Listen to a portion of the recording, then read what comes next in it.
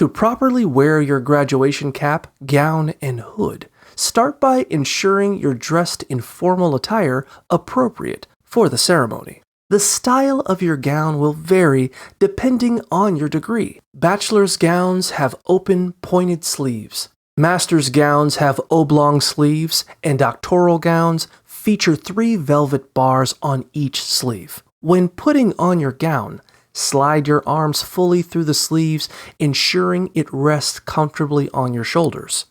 The hood also varies by degree. The bachelor's hood is about 3 feet long, while the master's and doctoral hoods are longer with distinctive designs and colors representing your discipline.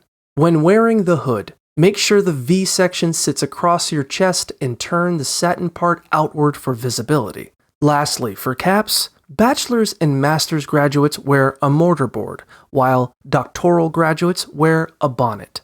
Adjust the cap so the small point is centered on your forehead for a polished look.